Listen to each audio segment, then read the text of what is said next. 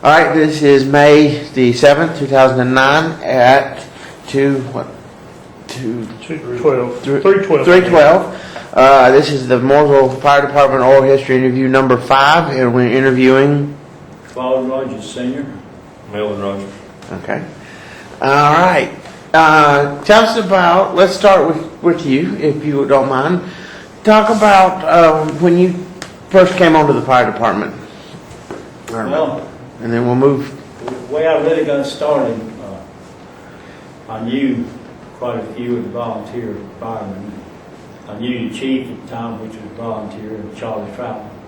And they had an opening, and one of the volunteers, which was Hal Johnson, asked me if I wanted to be a member. And of course, I was to join the fire department as a volunteer and do rescue also, because everything was combined under the same chief. And I told him, yeah, I knew automobiles and had collisions.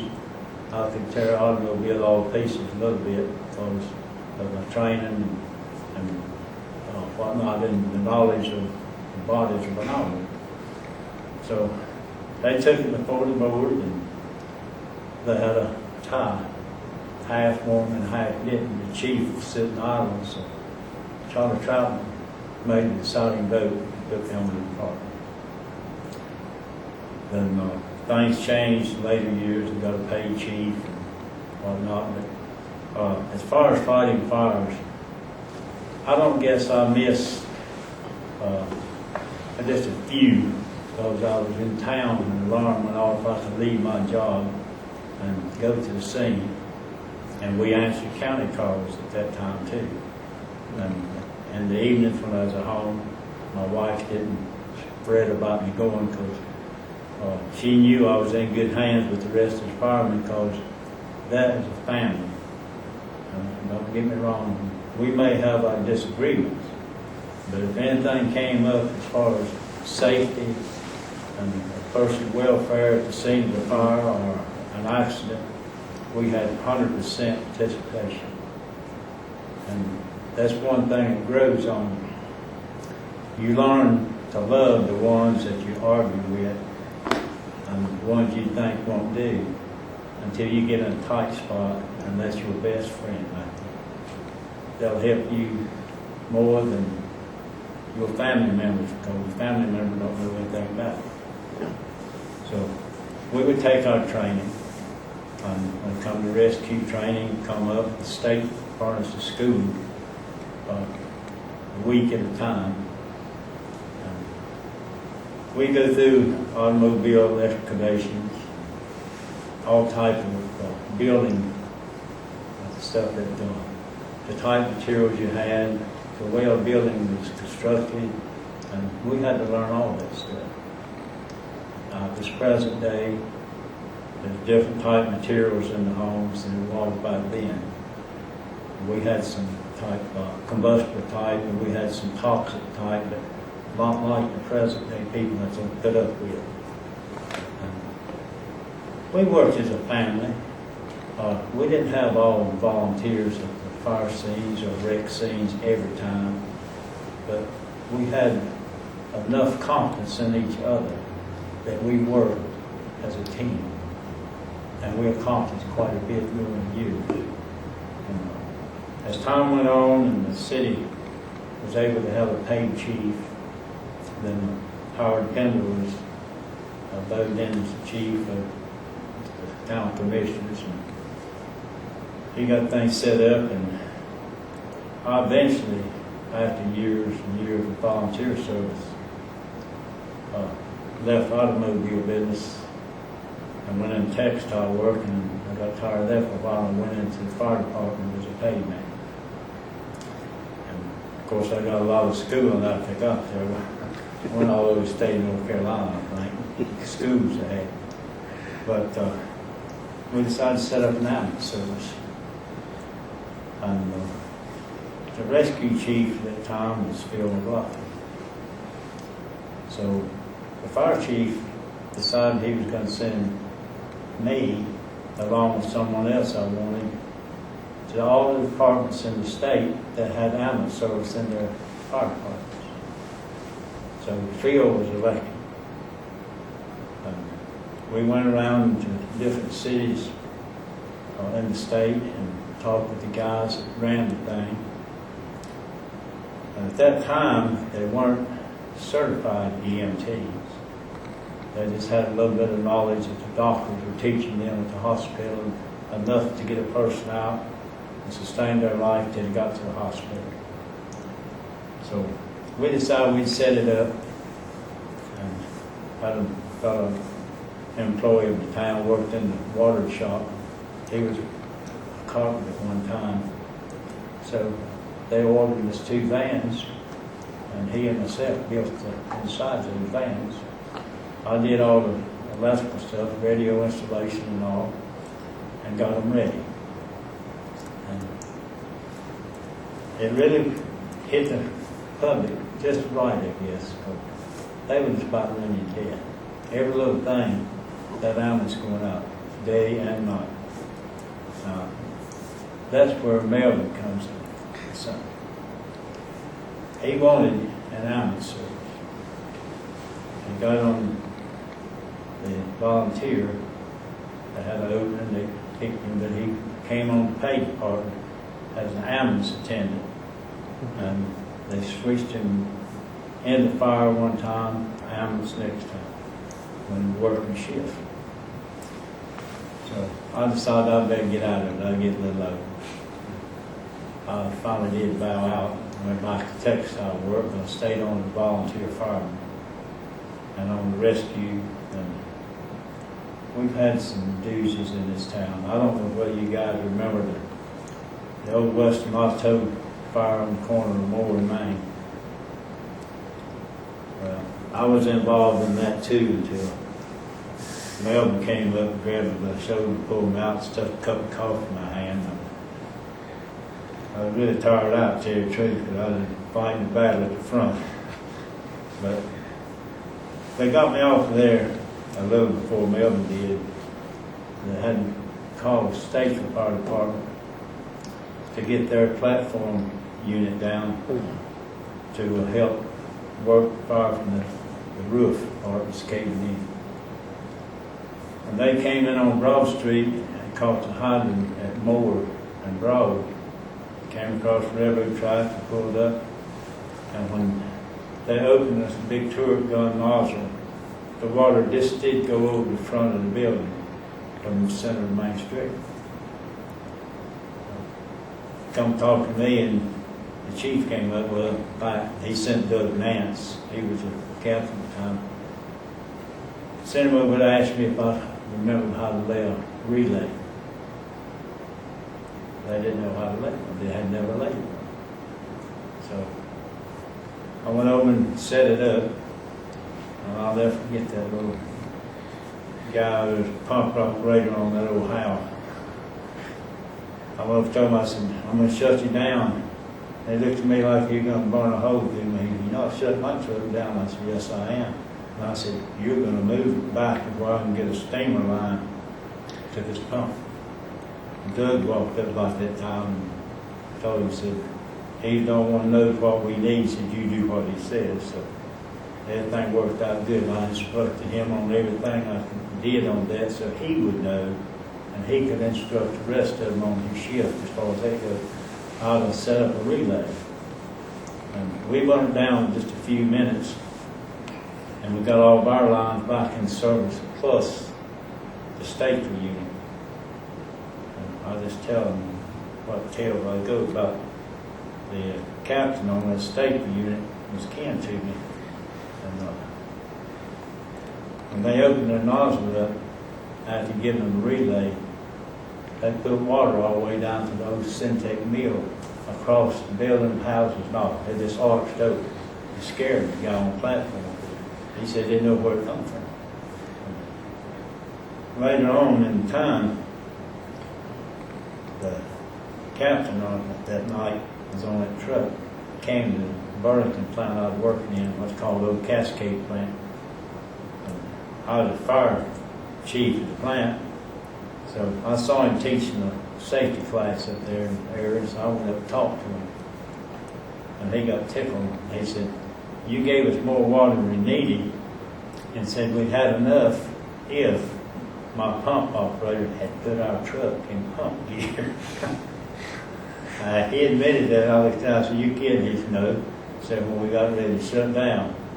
So we cut it off and got down. Said he was going to trip the lever and knock the pump out of gear. And said, he looked at me and said, "You know, so I didn't even have our pump gear." He said, so excited when he saw that building ablaze, I mean, completely inside and coming out the roof and everything. And he just forgot to throw it in pump gear. He just lost it down, left it in neutral. But we had a laugh about it. We've had some trying times in the Mooresville Fire Department. And the rescue service also. We worked as a family, and we may have our disagreements. But when a working fire came up, or any type of emergency, you had your partner with you, and you had others backing the partner and yourself too. You weren't alone. That's a brotherhood that I hope never dies. I've been carried out to the hospital more than one time. I got left in a fire twice. One time I woke up in the emergency room with 26 firemen in there, and the doctor and 2 nurses standing around because of negligence of someone else. Then the next time I was taken out, my sidekick was a volunteer, and I was on the play department. He couldn't take it. He didn't tap me on the shoulder, so I'm backing out. He just walked off. They got me out of that one too. I didn't have to go to the hospital on that one. But we learned to pick our partners. And like I say, it's for unity. And 2 or 3 people can work as a team better than one person trying to work with 15 at one time. If you can just break up into teams, the 3-man teams, and you can work at that, we found that we could master a fire. Even if it was a large fire, we could master it. We answered some county calls there for a long time after I first went on, and after they made it completely paid part. Some of the sections of Mooresville had wooded area behind, like over on 12th Avenue and Dunbar School area, down behind there, playground areas. We had to fight a lot of witch fire back in those. Kids sleep over, smoke a little bit, didn't want the teacher catch them, and let it get away from them. We had to answer those calls. And don't think that you don't appreciate that old backpack, that little hose pump. We've had a lot of comments about the Indian backpacker. Yeah, it's the only place you can get a hose too, and you can take that little backpack and pump, and you'd be surprised how much fire you can put out with it if you just take your time to look as you go, don't bypass it. But it's been improved over the years. I said I spent 32 years in the fire and rescue service. And finally moved out of Harvey County into Rowan. That's where I'm at now. I'm retired from everything.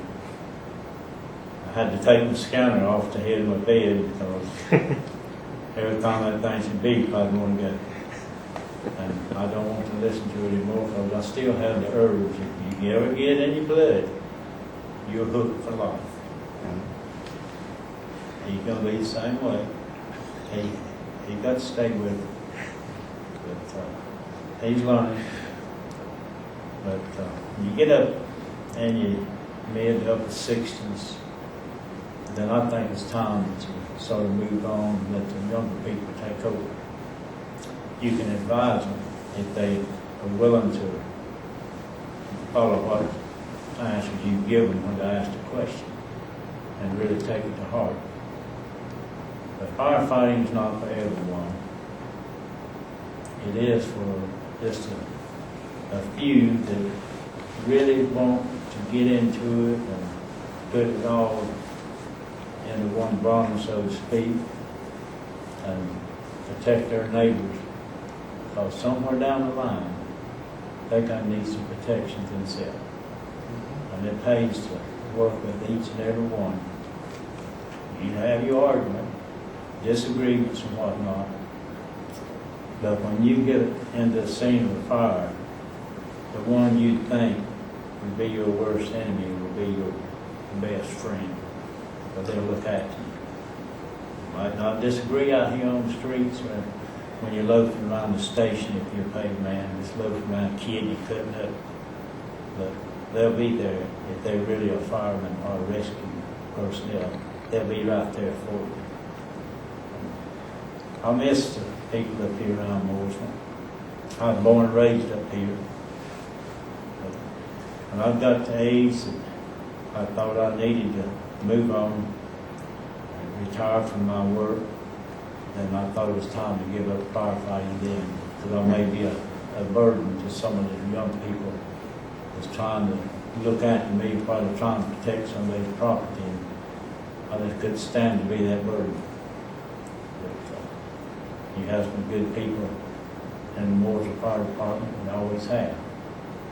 You've got a lot of retired people that's still living, but most of the ones that I worked with when I started, got my training from, have passed away now. And I think the one that really helped me most, I worked with in textile too, with Burlington plant, was Phil McLaughlin.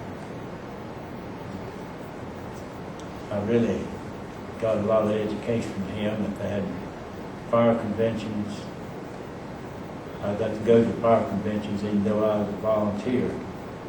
And he was the chief at the rescue squad and chief of the volunteer fire department at the time.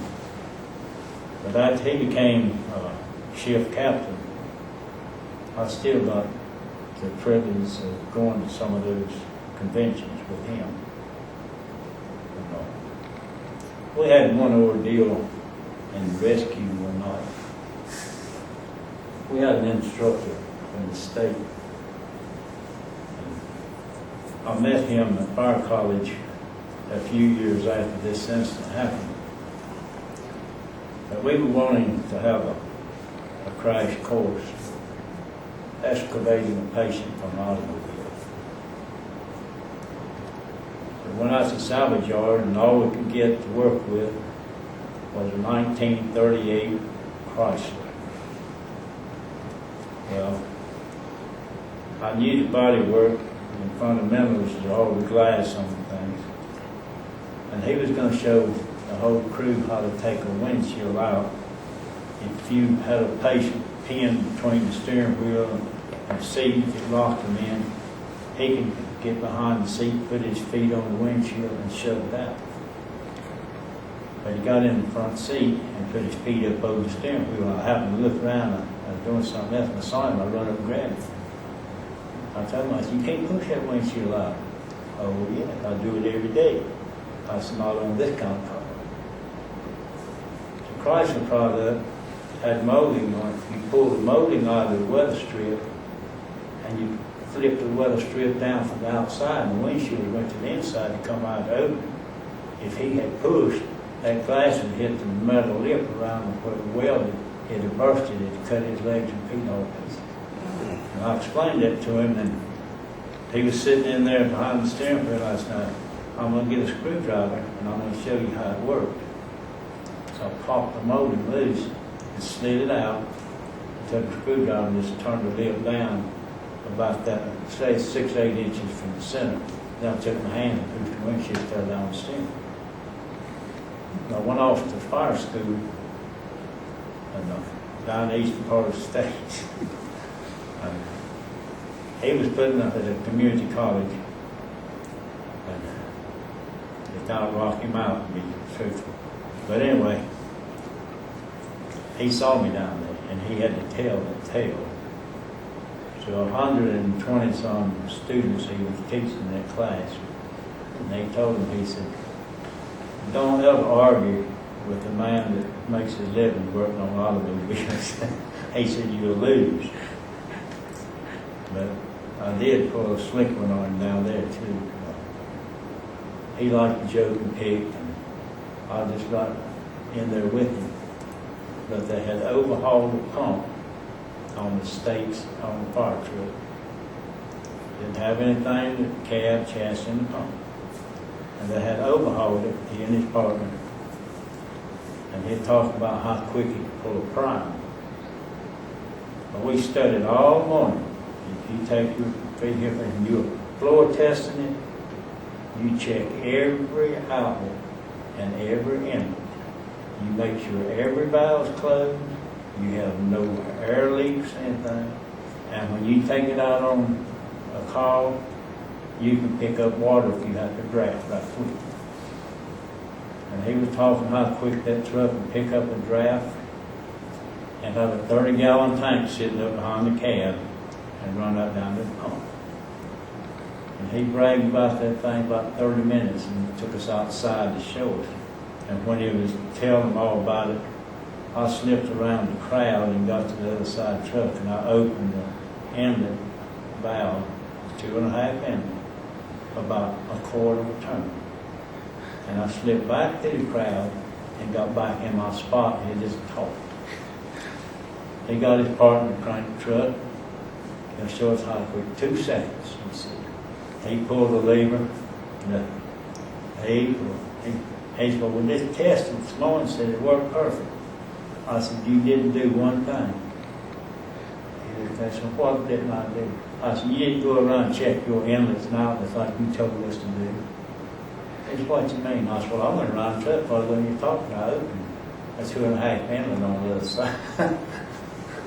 He closed that inlet and came back, and that's right, when he closed that inlet, he pulled that lever, he didn't even have to get all the way out, and he had water. But after the class was over, he said, I'll tell you one thing, buddy. He said, you don't pull nothing on me like that. I said, well, I said, you remember the old Chrysler, you going to take the windshield out of it? He hung his head. He said, yeah. He said, but you really give those guys a good lesson by pulling that valve open. He said, you let them know that it would prime. And he said, that's the kind of instruction you need to do when you're at your station at home. Just stuff like that. We played some, but there wasn't any danger in anyone getting hurt from what we were playing. But I had the pump down on the highway, just like Mooresville had it. We had that over custom job. The mail was love boat. But they had the thing laying on the floor. And I had one of the younger firemen with me at that class, and I had a boy from Fort Bragg was on the fire brigade down there. And he was a demolition technician, and he had a habit, had a ball about half again as big as a golf ball, and he sat around in the class, flipping up and catching it. Flipping up and catching it. And the instructor down, he put it in his pocket. And I asked him, when we took a break, and I said, what are you flipping up there? He said, oh. I said, that's exploded. I was like, what? He said, plastic exploded. I said, I don't have a detonator in it. He said, but we play with it. He said, they give it to us on the base. He said, we have to carry it in our pocket. We have to sleep with it and everything else. He said, you have to lose your fear. And so when you go out to blow something up, said, you know about what size tank. He said, you got to have a little cap to put in it before it explodes. But he helped us tear a pump down exactly like we had on our truck at home. Had all the parts run out. I had he and my partner from Mooresville partner with me. And we laid everything out on the campus, on the floor of the college. And we left that afternoon. We would put it back next day. Went back in the classroom next morning, then went down in the work area. They had folded the corners up and picked it up and jostled that thing around. Parts was everywhere. And they laid it back out. I said, okay.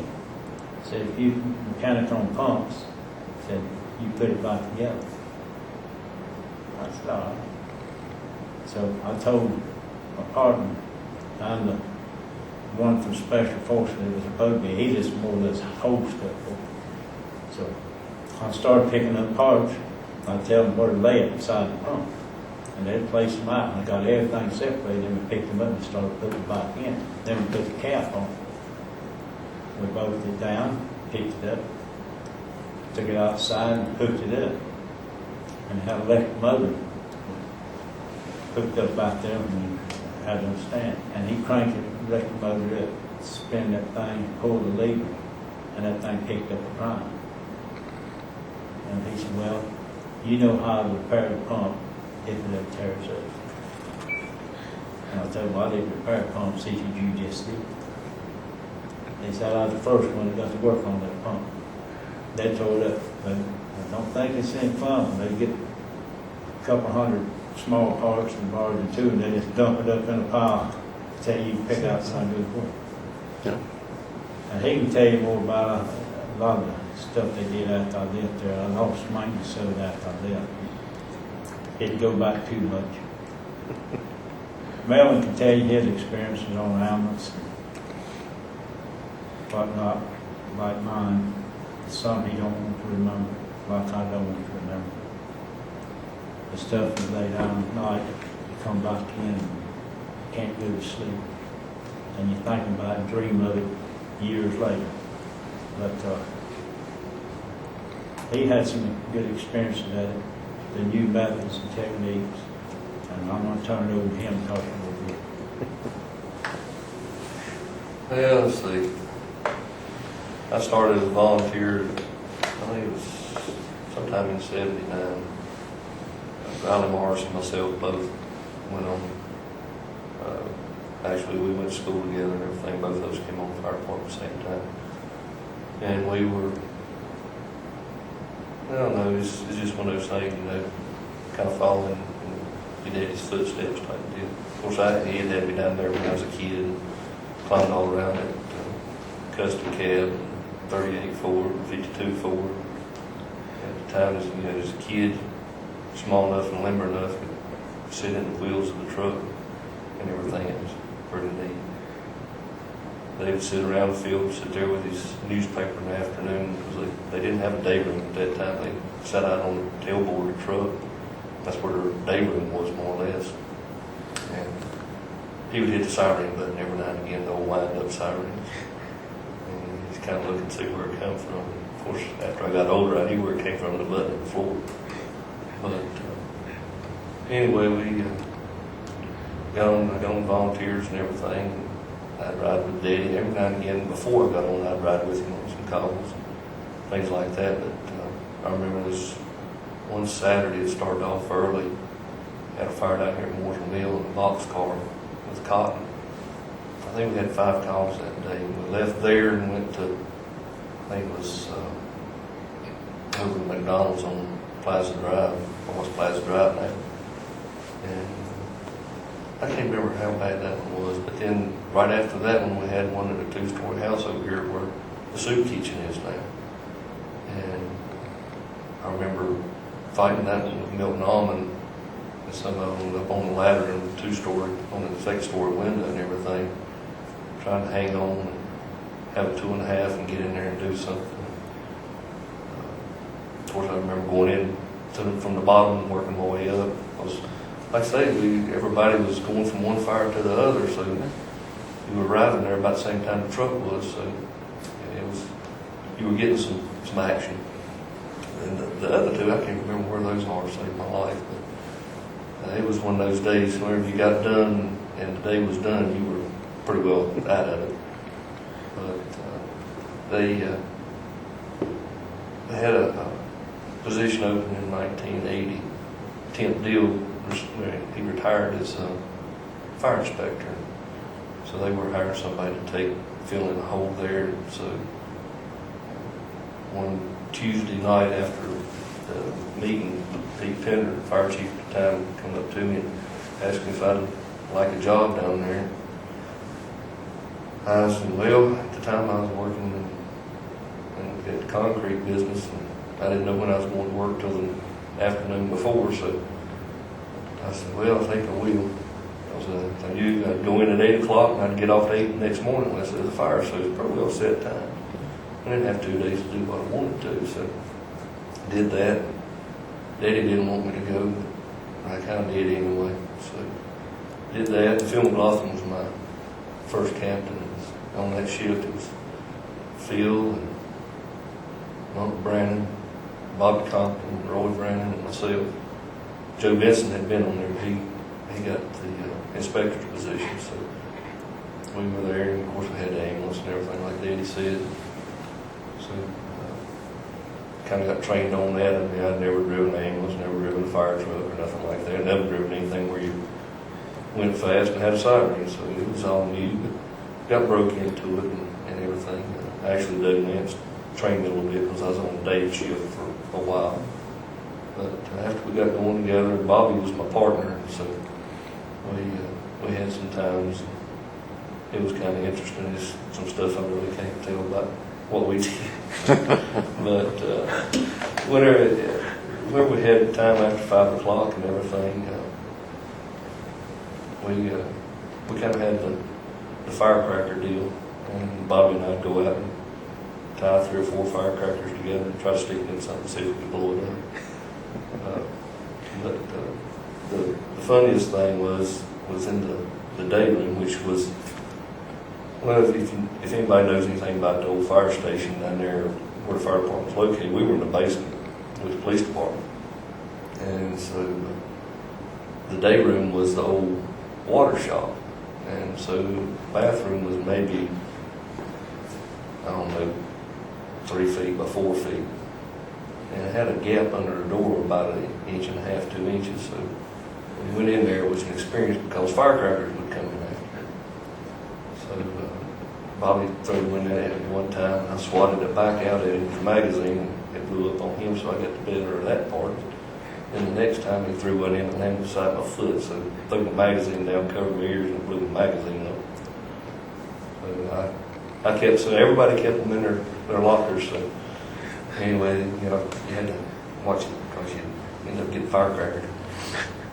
But I remember when we were sitting right down there, Phil, like I say, Phil was my captain. The baseball playoffs would come on television. We'd have to go out and get hot dogs. I think we went out that time or sent somebody out to the grocery store. I bet you we had 3 dozen hot dogs between 5 people. Phil could eat a hot dog in 2 bites. And so we ate hot dogs. I mean, it was murder, but I mean, everybody had fun doing it. And of course, at 9 o'clock was Whataburger time, so no matter when you worked or anything, 9 o'clock, get an order up, and Bob would go to Whataburger and pick it up for us. So at that time, we could go home for dinner and supper. So Whataburger was our late night snack. But yeah, I got to go on doing that and learning the fire trucks and everything. And then I guess, like everybody says, the biggest fire was, or at the time, was Western Auto. But my first one, I guess, when I was a paid fireman, was a 2-story house, actually right across the street, right across Barris Avenue here from the library. Yeah. And I remember we pulled up on it, and smoke was coming out. And it was, it was Phil and Monk and myself, and I think at the time Joe was supposed to have got on the truck with us, and Joe missed the truck, so we pull up and everything, and I see the smoke coming out, and I knew we weren't going to have enough water, so I bailed off the tailboard. We could ride tailboards back then, which was fun. Yeah. And so I headed back up the road to Hardy's, or Hardy's was there at the time, and I was dragging the hose, and next thing I know, somebody grabs hold of it, looked up, the highway patrolman grabbed hold of it. He's helping me pull it. So we laid in line. I got back up there to the truck and took the hose line and went in the house. And the next thing you know, had another couple of trucks. I think we probably had all three of the trucks at the time there. So that was my first fire as a paid fireman. And then, of course, like I say, West Granado, I was a paid fireman there. We came up and we were out there all night. I got put on engine 6.3. It was a 73 Ford. I stayed up there all night. We'd go in there, and Bobby and myself were sitting up in the cab. I don't know where everybody else was. We'd sit up there and take us a nap.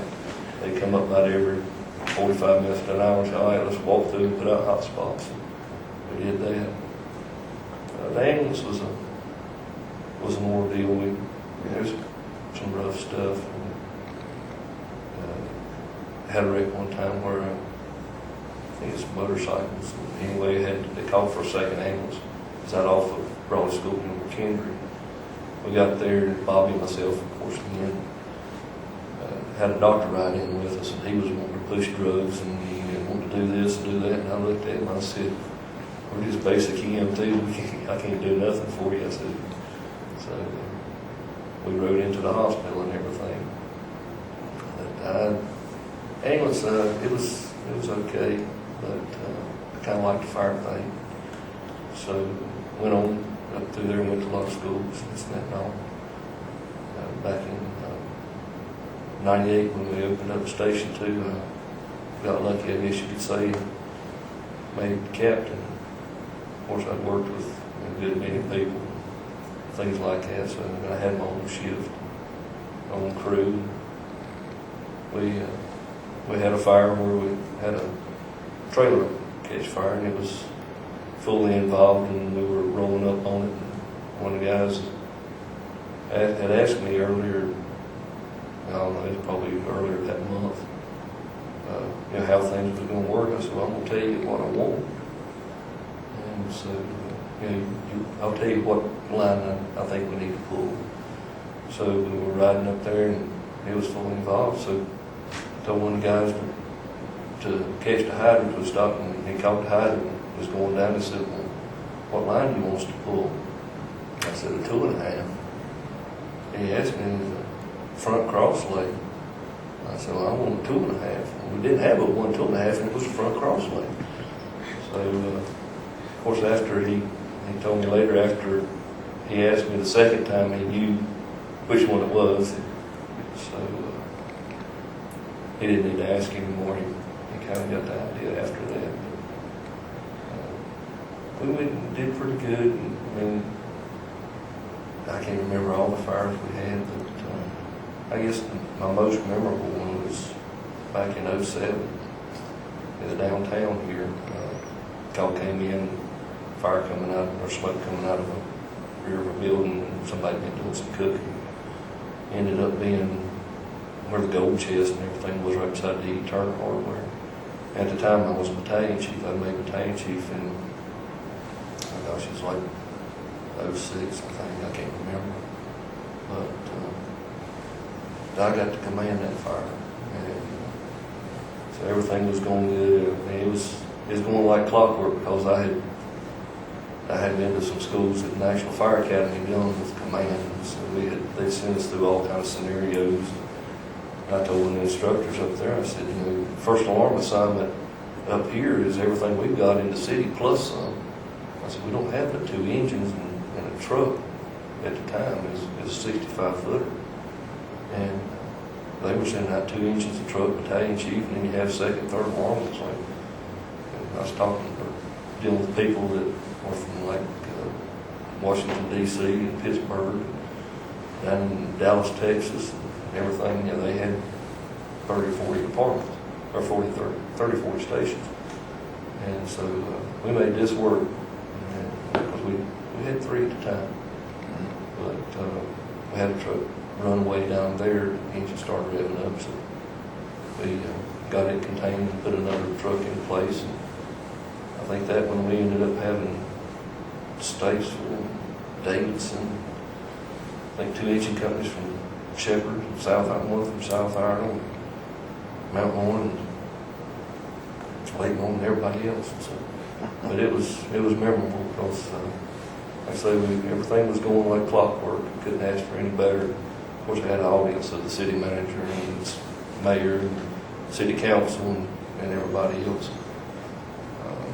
But I told them after it was all over and done with, I said, you know, I went into a building that we weren't sure what was going to happen. And everybody got to go home. And we saved the building on top of that, so it worked out good. So, that's pretty much about how my life went with the fire department. But, I retired after 30 years. And,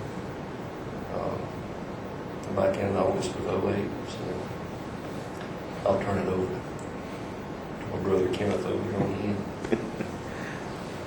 Well, That's you. That's, you know, I don't. Introduce I don't- yourself for us. My name is Kenny Rogers, or Kenneth, a lot of people know me, and son to Claude Senior, brother to Melvin.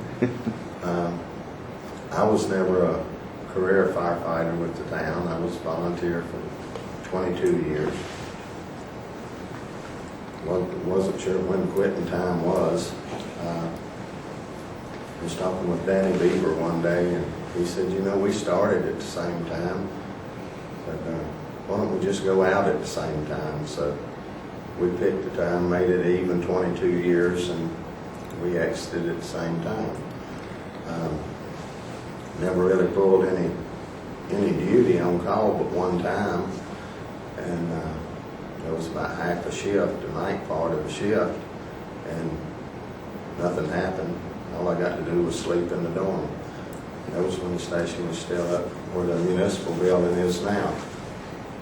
Seen a lot of changes in the department over the years. I guess I remember a lot of it before I was even there because I visited a lot. And it just seemed like a natural progression to become a volunteer firefighter. I'm not one to remember a lot of incidences. Mostly I just remember that we never lost a firefighter. And that I was thankful for. I guess the only real incident I remember was down on Center Avenue. It was one Sunday morning.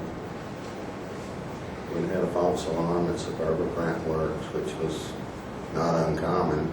And then we had a structure fire come in, call, and actually it was a home of one of the volunteer firemen. And it was one of those fires you could not get to the origin. An old house, balloon frame construction, was fed by an underground oil tank to the furnace.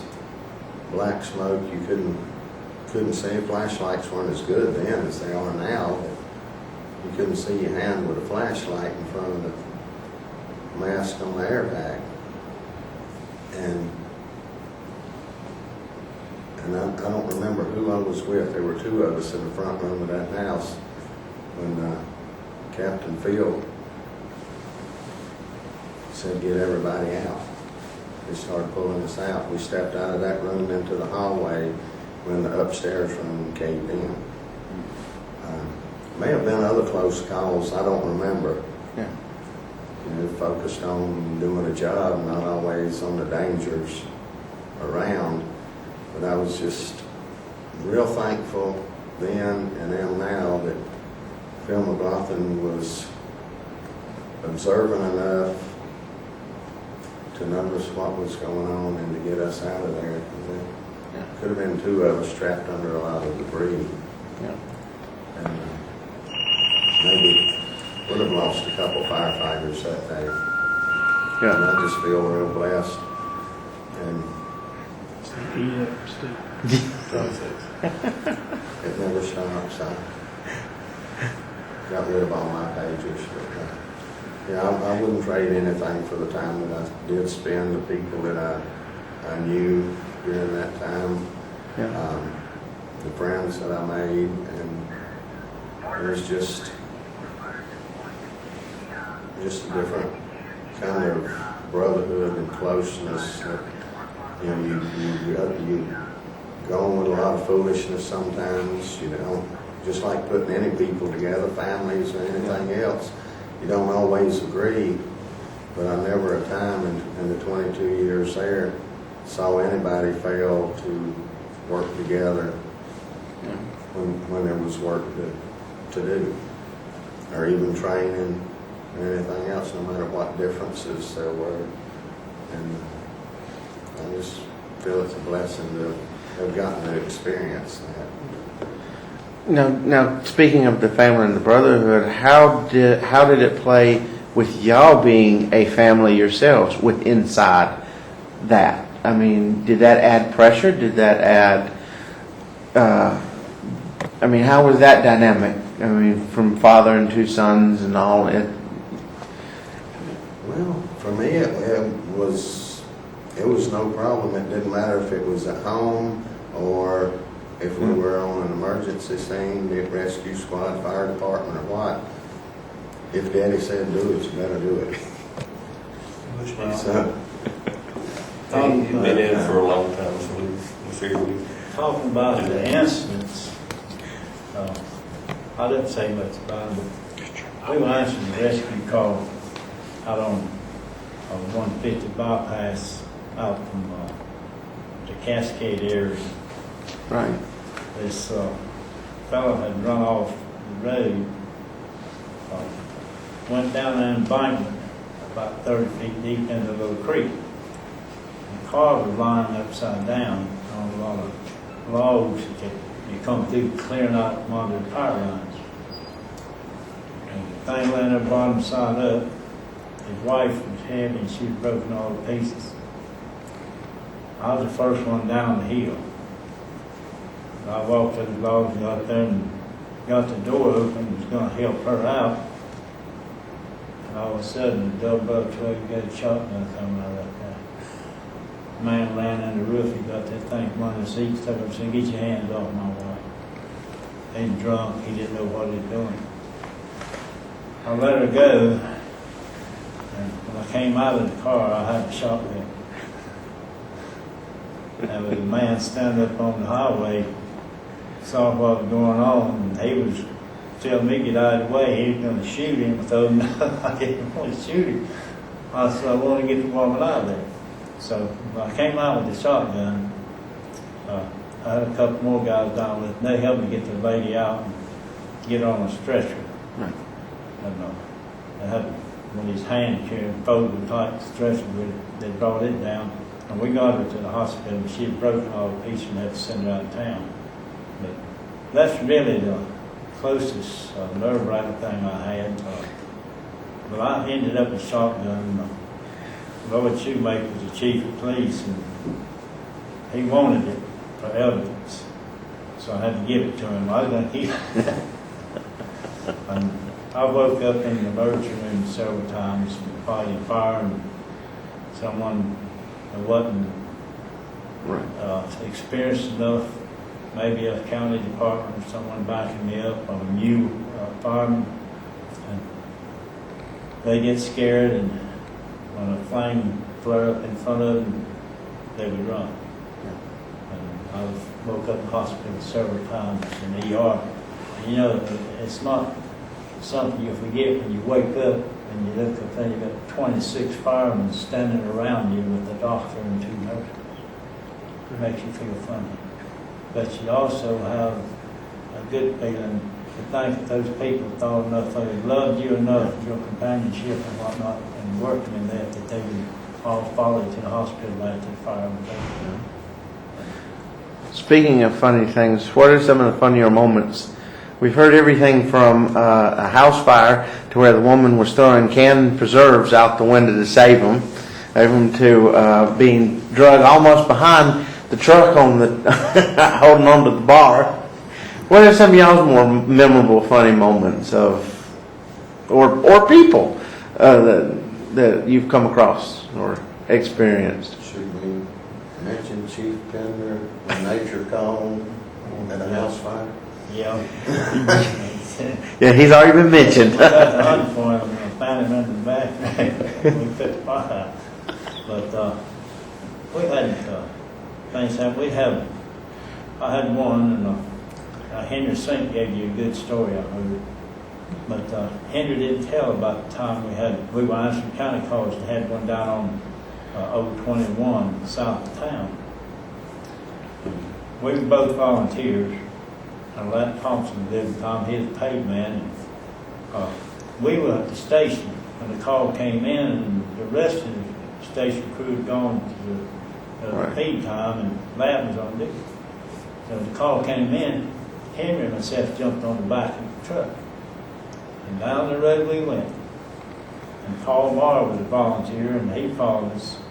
And we down at Clutch store, is where we stopped and get directions to go. And Lat pulled in there. Well, Henry jumped off the tailboard. And Paul Marr just pulled his vehicle up within about 3 foot of the tailboard. The man shouted out some instruction and turned right below his service station store, and it's the third house on the left. Well, that this floorboard, when he did, Henry was on the ground, and he made a grab, and all he could grab was a little handrail going up the side, and he was making about 8-foot step, and pick him up off the ground, he'd hit about every 8 foot, and Paul Marr right on, I just rest down, and he'd come up, and I grabbed him by the seat of the pants and picked him up, put him on the tailboard.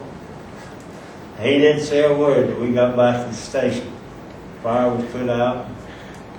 Paul Marr didn't say anything, got back up there and started filling out the roster. Henderson said, "Thank you, Wimp." My nickname Wimp, that's what everybody in Moore would call him, that's all they used about it. He said, "Thank you, Wimp."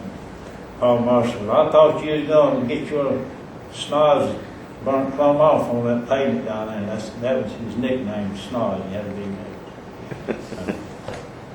Said, "I thought you just rub it off on the highway when you fell." And they said, "Wimp happened to get a hold of you, turn out gear and pick you up." He said, "I didn't know that was going to take off." He said, he thought he was going to have to go in the store and find out the information, but the man just hollered it out to him. We got down there and we did save the man's house. And it had very minimal damage to it, just a corner. Okay. Some leaves had caught on fire with it. It could have been a bad accident. As close as Paul Marr was to him, I don't think he could have stopped his car. If he had slipped and fell face down, he would have run over. Henry thought about that. He left the fire department and then went to dispatcher and the police department. Of course, Yeah. I was a sworn police officer too. I I hate worked both that. ways. And until I retired, moved out of Howard County, out to Rowan, where I live now. We had a lot of instances like that. And like I say, I woke up in the emergency room, and all the firemen around me because someone would go off and leave me. A new Yeah.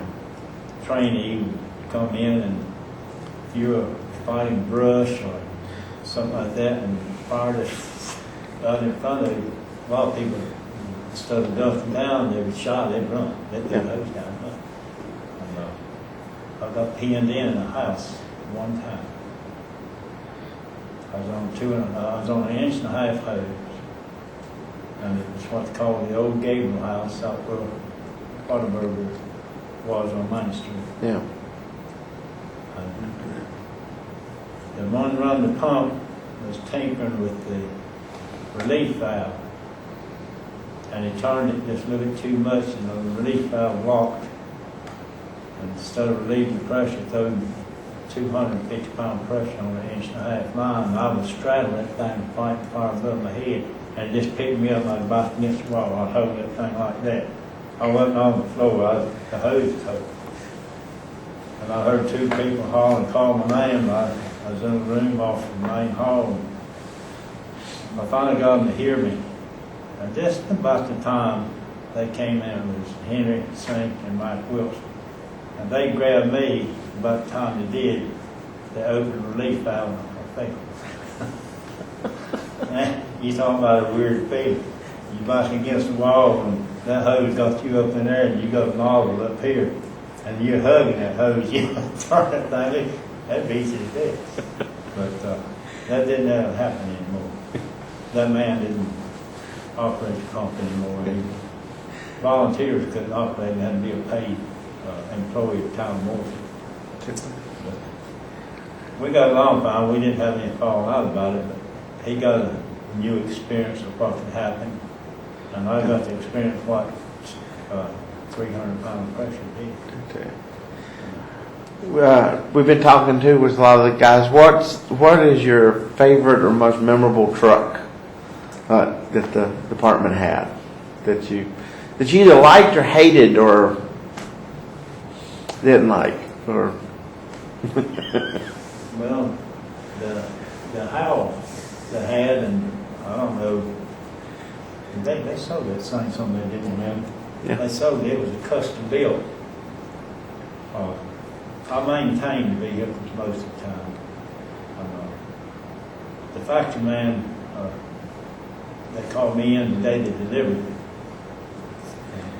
We went over it, and he told me what you had to do to adjust the clutch, that it would wear, if they would ride it, it would wear. You didn't adjust the linkage. You had to remove a shim from under each bolt to the pressure plate to adjust the clutch to keep it slick. And I did the maintenance on it, and when they were playing that game on Chief, and had that decal like they'd run into the door, and something burst in the windshield on it.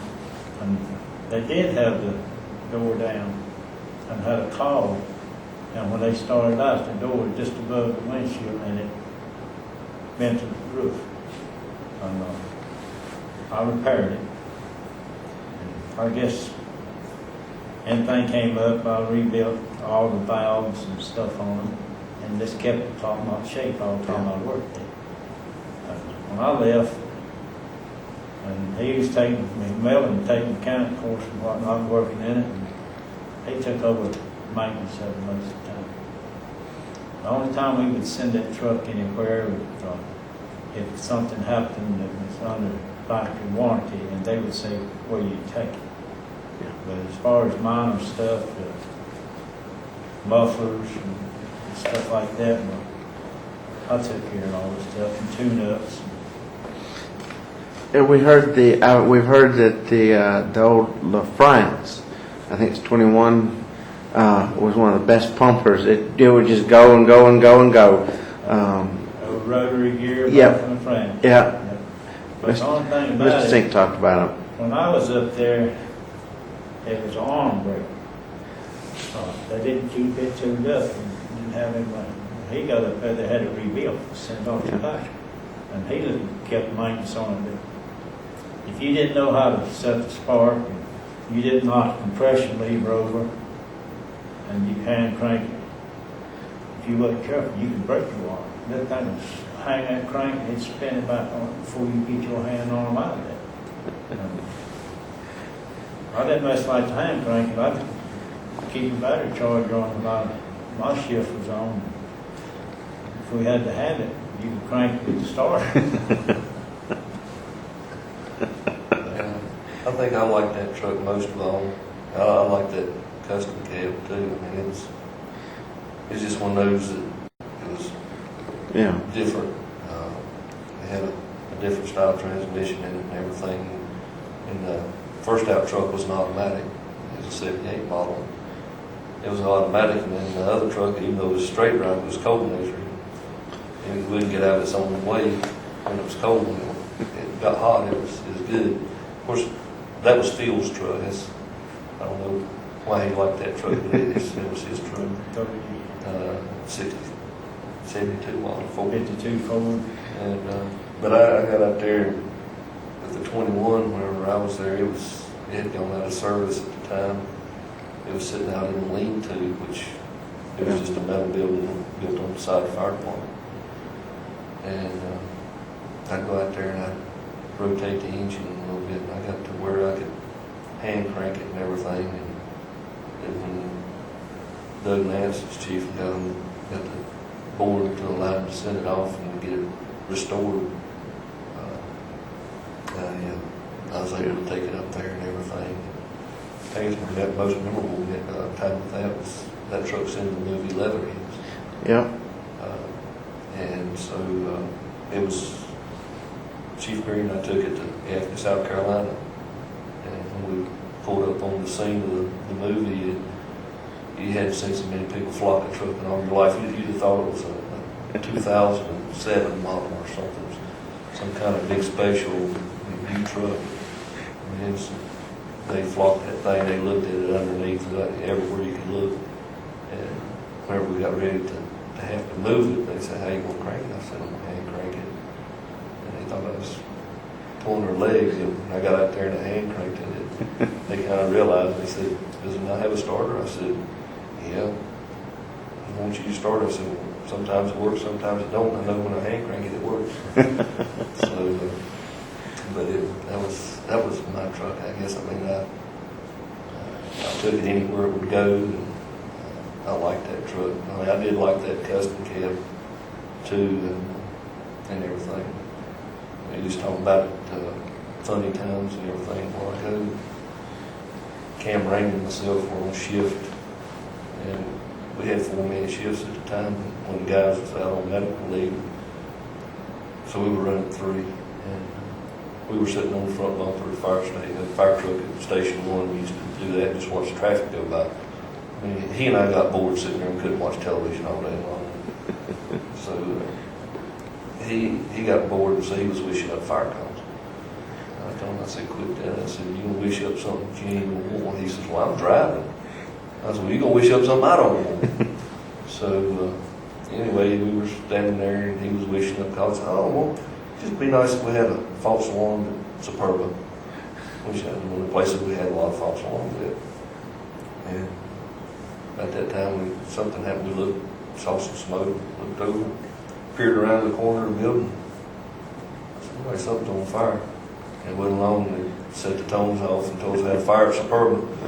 I told them, I said, "I'm going to kill you."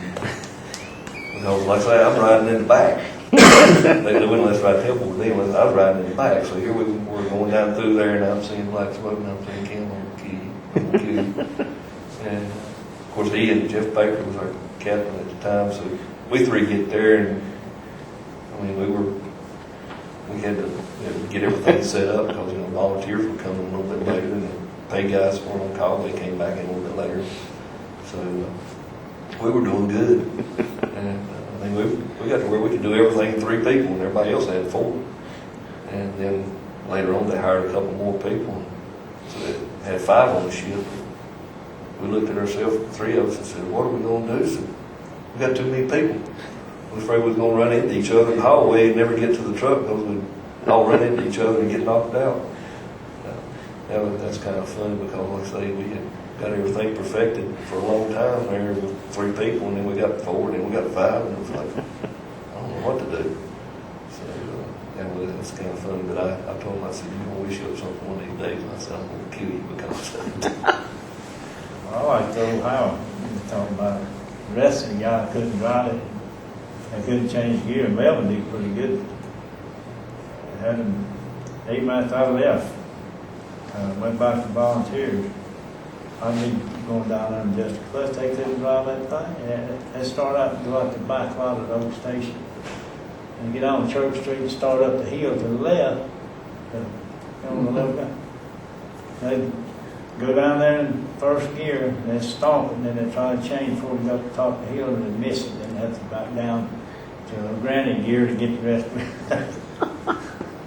They kept asking me all the time. I love to drive that thing. It was a loose shift, and if you just double clutch it, you could put it in any gear you want to, any time you want to. I like the pump on it more than anything else. That thing had a wonderful pump. We had that West Knoxville Power. Well, I had 3 1.5 inch, 3 2.5 inch lines off. One of those 2.5 went to Statesville truck, and that pump took care of every bit of the need we needed, and still had enough, and we could add another 1.5 inches if we had needed. But I love that old pump. That thing really good. Where was the most difficult fire as far as what Henry Sink told of one that happened during, it had snowed madly and the street, the city had scraped and piled up snow in the intersections, and it was a difficult one to get to. But what was one for y'all too that was maybe difficult as far as maybe containing it or getting to it, or just had some sort of difficulty to it?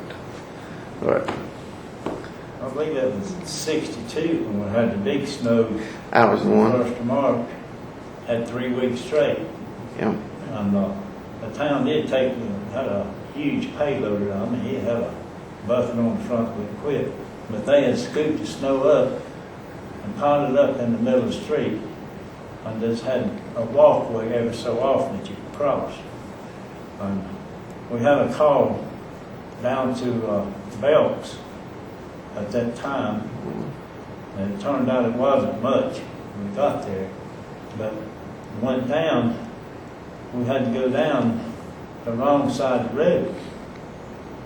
And we didn't know what we were going to run into then. When I was working at the Chevrolet dealer at the time as a volunteer, I got down there and we had been in that building, and they had told us all about panels that we could take out on the front, those big huge panels. You take 2 ladders up, 4 men, you could snap a panel out and have a fire door behind it on each end and each floor. Well, we had studied all that when we go in and look it over.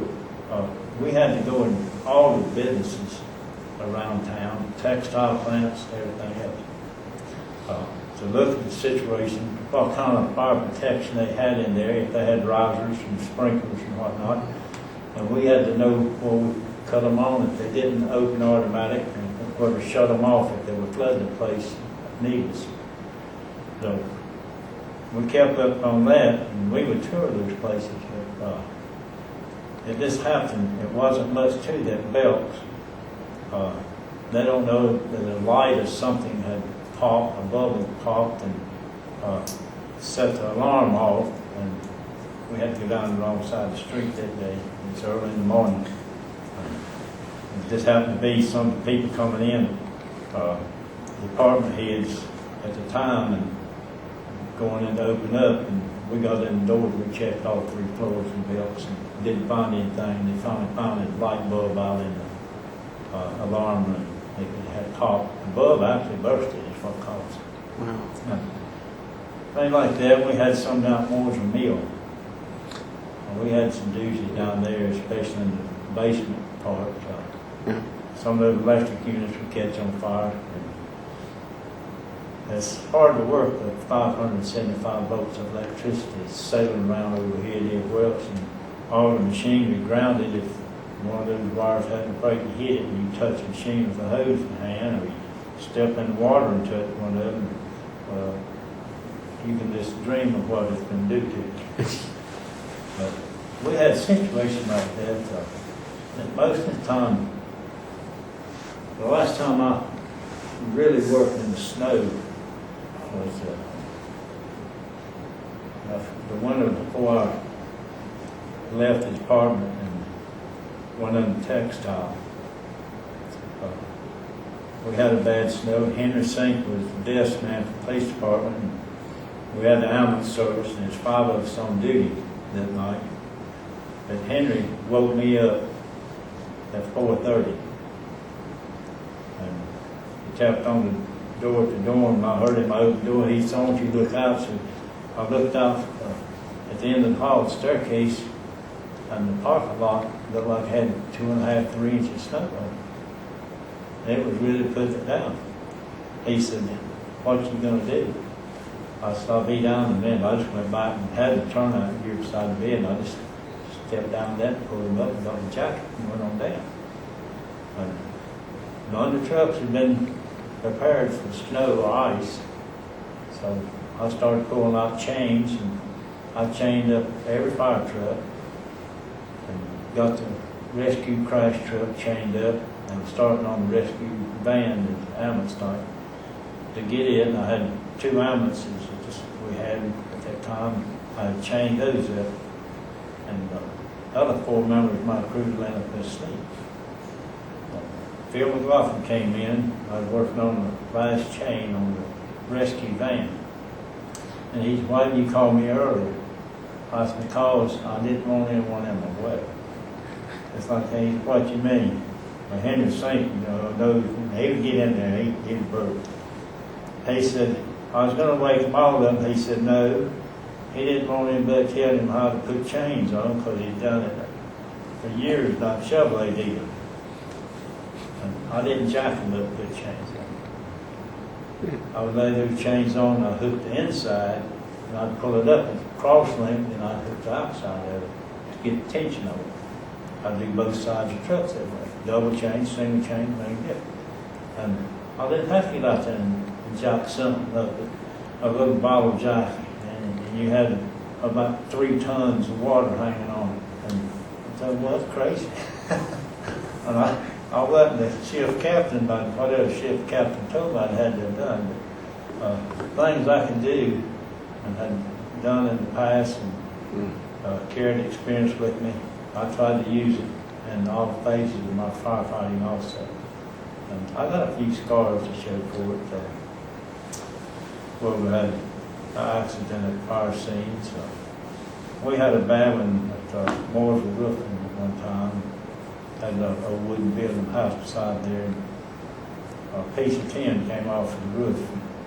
I was stepping back and let someone take my place at the hose. It came down, and I was on the bottom step, and I heard something. I looked up, and that thing dropped. The tin caught me right there, and it cut me all the way down here. It just made a roll, just rolled it up. I got filming block, and it cut it off like that. It didn't get the vein, but it was getting close. They made me back up out of the way, and we let him go back in on it. That had a fish market in that old house at the time. But that thing was really rolling. And that's one of the worst I think we ever had. Missed that fire. That's the one that, where the hose had Tracy up off the ground. Yeah, Tracy Jolly is hanging on one. Somebody flipped the relief valve the wrong way on the old truck and picked him up about 10 foot off, and he's hanging on the nozzle. It's only 2.5, I heard. I hate I missed that. We had some good guys in there. Some of them didn't practice it as much as some of the rest of them, but they always get out to me.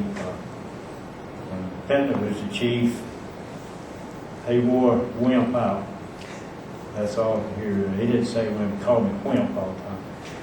And I didn't get out where he could see me when he wanted to see me, and didn't know where I was, but he knew I was on a hose somewhere. And he actually wore my name, I called him. He didn't want me to get out where he could see me. I wasn't interested in that. But, there's some bad times in firefighting. You really don't like talking about too much, but you do dream about it. I'm 76 years old. I've been out of firefighting for quite a few years. But I still dream about some of those things. And the worst thing I've ever had was back. I did my job. And it's the hardest thing in the world to get a baby out of a burning house. And it's just charged from one end to the other. No hope to survival at all. You have to carry them out in your arm. What makes it bad, you go out the door or you crawl out the window with it. The mama's standing there, and they grab her. And they come loose. You got to give it to somebody. Those are my worst memories. And I know every house that I had to do that in around Mooresville. It wasn't just in black communities, it was in the white communities also. And old folks, bed fast, couldn't get out. Their family members who want to go out for an evening meal on the weekend, they're bed fast, they're getting bedded down, something would happen. They get in a hurry to go. Something would either short out or get to cut a burner off on the stove, something catch on fire. And you got to get in there to get that old person out of there. And you'd work your can off to do it, and I have done it. And I remember those things. And a lot of times, like I said, I wake up in the night sometimes, those old memories run through my mind, I'm dreaming about them, and it's real. I mean, I wake up, I'm reaching for it. My wife grabbed me, started to call my name. She says, calm down. She said, it's over with. It's in the past. And I realize where I'm at, and then I'm all right. But don't let nobody tell you it's nothing. An automobile wreck and it catch on fire or something. You get a child out of it, or go to the lake, drag him from the party, and fill out a boat, and come up 3 or 4-year-old kid. Some you can revive and some you can't revive. But believe you me, it's no play game. I don't like to bring those up very often, but you were going to know some stories that happened in the Mooresville Fire Department. And that's part of the life I had in the Mooresville Fire Department. I was volunteer for all the years I was with them, except 2. I was a paid man 2 years, and I was sworn in as a police officer in the time. And I just couldn't work fire department, get off and think I'd have some time in the police department, call me. I never did get to see my family while I was on the boat though. So I'm retired.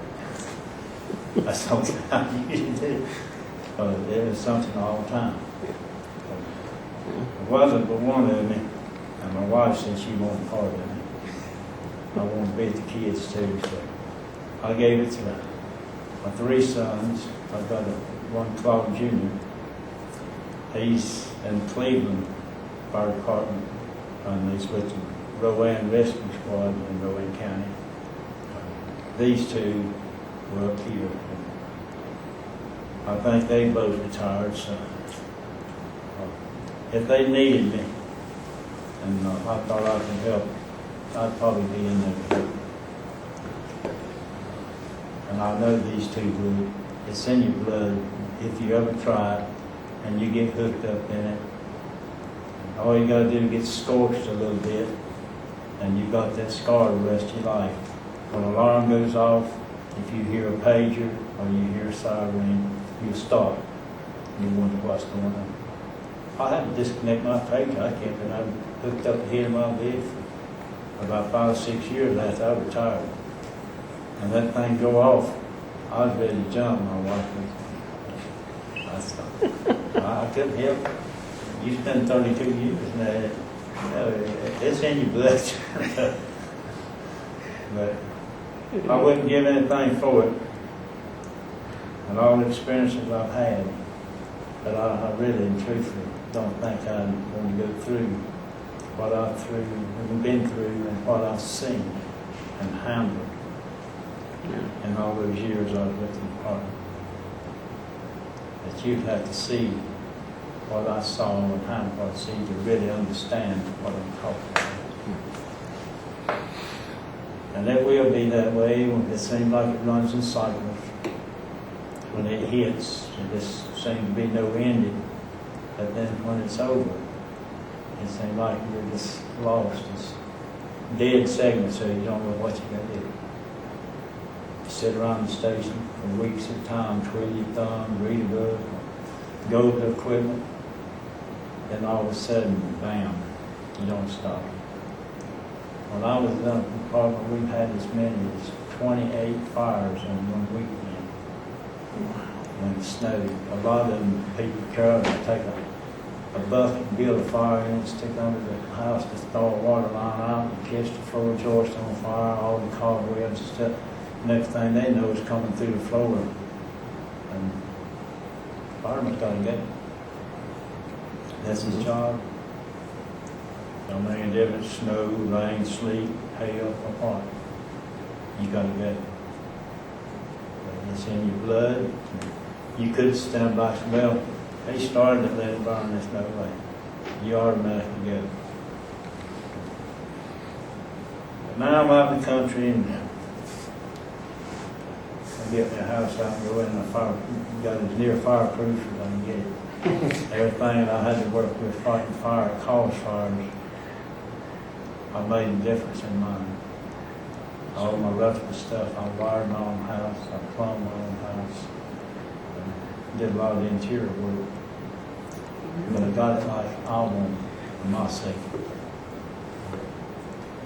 When you're working with it, you see how things are done in these homes that do burn, and see what caused the fires and whatnot. It makes you a little bit more conscious of what you need to do to protect your own family. And everyone needs to have a little touch. I don't say full-time year after year, but everyone needs to be educated to where they will be alerted and alert to all types of fire. You know, you have gas stoves, you have electric stove, oil stove, and everything's different. And people fixing the homes nowadays, they won't cut costs. The first thing they do to cut costs is put a lighter grade of wire to a high voltage unit because it's cheaper. But they don't realize that wire can burn the house down in a minute.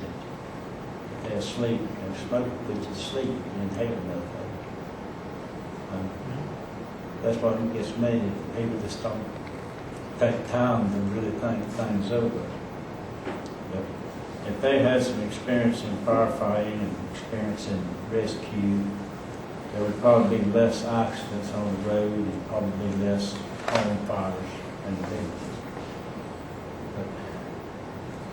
But things are getting a little more at the point where they can get an education. Years ago, you didn't have all the material that you have nowadays. They can come to this library and get all the information they want about firefighting and everything else. Go to the fire department, I feel sure those guys will be glad to instruct them. They still have the school to bring the children in. Oh, yeah, now we do a thing called Fire Smart, where we go to the 4th grade students in all of Mooresville, and we see every 4th grade student pretty much almost the whole school year. We go once a month and do a program with them, and then towards the end of the school year, they go compete in fireballs up in Statesville and stuff. So we're seeing, we're seeing those kids. You know what? We're seeing them close to 1,000 kids. I guess you could say 4th grade time, and we're going to start doing the private school, I think, also too now. Well, that's one of the best things ever done. Yes, sir. The child can get the parents' attention quicker than anyone. That's right, and they remember what you're telling them too. Because I was doing it several years ago, and I've running into these kids now that are stepped up into the 6th grade and all that, and they're going, "Hey, remember you?" And they'll remember what you tell them. I tell you, they're smart. They know what's going on. No, they sure don't. They sure don't. That's a good feeling. That's in their mind. They picture you in their mind, and they'll have that etched in their mind to live because they've learned something that'll help protect their families and themselves. And they really need more. Yep, you're right. But I'm proud of you boys for putting that in operation. I mean, this is my hometown. This is where I learned all this stuff. Well, I'll tell you, we really enjoy doing it. It's a lot of fun to get out there and be with these kids. We go eat lunch with them. We spend some time with them. We just don't go in there, teach them something, and then leave. We go in there and teach them, go eat lunch with them, talk to them, carry on, and everything. It's just not when you go in, come out. We're going in there, spend a little time with them. That's why speaking of they learn who you are. Yeah, that's they right. won't forget you. They see you on the street, and they'll be glad to come up to you and talk to you. If they have a question, they're not afraid to ask you to answer it. I guess we was doing that when you was there, wasn't you? It's starting one of the first years while I'm still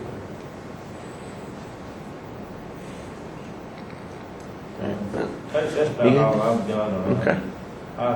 I give a rundown of what I thought might be important.